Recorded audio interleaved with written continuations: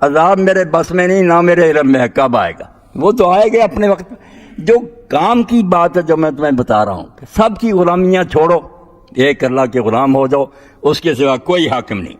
فاستقیموا الیہ، اب اللہ کو ماننے کا ریاض صاحب کی بات کہ اللہ کو ماننے کا پھر تقاضا کیا، یہی کہہ کے رہ جاؤ کہ لا الہ الا اللہ نہیں، فاستقیموا الیہ، اب پھر بالکل اس کی طرف سیدھے رخ کر لو، ہر طرف سے منہ موڑ لو، نہ اپنی مرضی کرو، نہ معاشرے کو دیکھو، نہ لوگوں کو دیکھو کدھر یہ بھیڑ جا رہی ہے، جو وہ کہتا ہے نا منہ سیدھا خدا کی طرف، اس کی طرف چلتے جانا، جو راستہ اس نے بتایا اس پر قائم۔ یہ نیکیوں کی بات ہے، مثبت پہلو کرنا کیا، استقامت، جمے رہنا دین پر، اور منفی پہلو کرنا کیا نہیں ہے، واستغفروا، جو غلطیاں ہوئی ہیں ان کی معافی مانگو، اللہ غلطیوں کی معافی مانگو کہ یہ زہر کھا لیا ہم نے، اب ریمیڈی تلاش کرو کہ ایسا علاج کوئی حکیم صاحب دے کہ یہ زہر ختم ہو جائے، گناہوں کی معافی، اور ساتھ جو ہے کہ سیدھے ہو جاؤ۔ وَوَيْلٌ لِّلْمُشْرِكِينَ، فرمایا تو نہیں مانیں گے اس حقیقت کو، اللہ کے ساتھ شریک کریں گے، ان کے لیے تباہی ہے، بربادی، بس اتنا ہی کہہ دینا کافی ہے کہ ان کی کم بختی ہے، اس دنیا میں بھی آخرت میں۔ اب مشرک کون بتائے؟ یہاں بتوں کی پوجا کی بات نہیں کی، الذین لا یؤتون الزکوٰۃ، جو زکوٰۃ نہیں دیتی، فرمایا جو زکوٰۃ نہیں دیتے وہ مشرک۔ زکوٰۃ نہ دینے والا کیسے مشرک؟ اس نے مال کو بنا لیا کہ یہ میری محنت کا انتظار میرا ہے، میں اس کا حقدار ہوں، میں نے کمایا محنت سے۔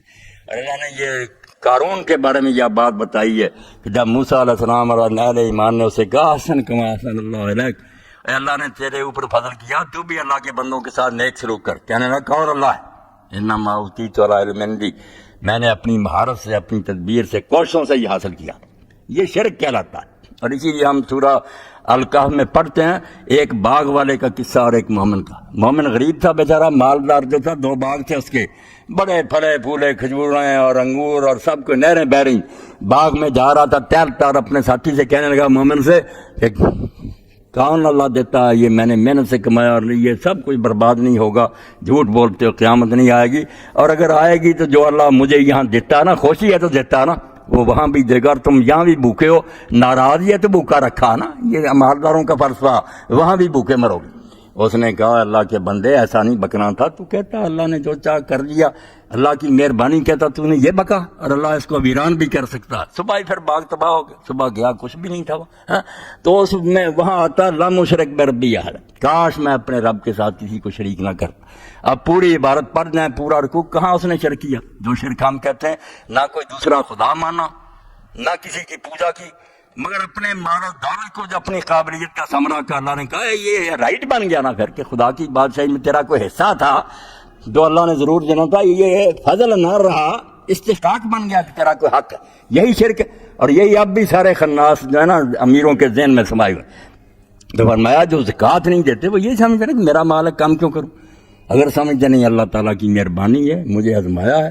زیادہ دے کر دیکھا کہ اس کا حوصلہ ہے کہ میرے نام پر دی، تو یہ کہا کہ جو زکوٰۃ نہیں دیتے یہ شرک کرنے والے لوگ۔ اور آخر میں جو بات کہی ہے بہت زبردست، جو بات ہو رہی تھی درس سے پہلے، وَهُمْ بِالْآخِرَةِ هُمْ كَافِرُونَ، ہم 2 بار آیا کہ یہی لوگ ہیں، صرف یہی لوگ ہیں جو آخرت کے منکر ہیں۔ اللہ نے کہا یہ 1000 بار کہتے رہے قیامت آئے گی، نہیں مانتے قیامت کو، زبان سے کہنا اگر ماننا ہوتا تو اللہ کیوں کہتا کافر؟ نہیں، مشرک جو ہے اللہ قیامت کو مانتا ہے، قیامت کا منکر نہیں، مگر کرتا کیا ظالم کہ بہت سارے سفارشی بنا رکھے ہیں، شفیع بنا رکھے ہیں کہ قیامت کی عدالت میں میرے چھڑانے والے بہت ہیں۔ اس لیے جو پکے کافر ہیں جو کہتے قیامت نہیں، ان کا انکار کس وجہ سے کہ وہ سمجھتے یار یہ انہونی بات ہے، مردے کیسے زندہ ہو گئے، ماننے میں نہیں آتی، یا شک کرتے۔ یہ کمبخت ماننے کے بعد کہ قیامت آئے گی اس کی جڑ کاٹتا، ایسا فلسفہ گھڑتا ہے جس کے بعد قیامت کا آنا نہ آنا برابر ہو جاتا۔ انصاف کیا رہ گیا؟ اعمال نامے لکھے گئے، تولے گئے، سب کچھ ذرا ذرا، بعد میں ایک حضرت صاحب اٹھے، اللہ چھوڑ، جو جی چاہے اس نے کیا، میرا بندہ، سارا کچھ تباہ، اللہ تعالیٰ کا عدل تباہ، انصاف کا بیڑا غرق۔ اور جو حکمت تھی کہ اللہ نے قیامت کیوں بنائی تھی، ہر ایک کو اس کی کیے کا بدلہ ملے، وہ بھی برباد ہوگی۔ اس لیے اللہ کہتا ہے یہ شرک کرنے والے لوگ جنہوں نے آستانے بنا رکھے ہیں، دربار بنا رکھے ہیں، اور کہتے ہیں کہ ان کی فتویں نذرانے دیتے رہو چھڑا لیں گے، آخرت کے اصل منکر یہ ہے، وہ کافر منکر نہیں ہے جو مانتے نہیں، ان کا تو ہو سکتا ہے گزرو، یہ کمبخت اصل کافر ہے کہ ماننے کے بعد پھر قیامت کا مذاق اڑاتے ہیں کہ کوئی فائدہ نہیں اس کا۔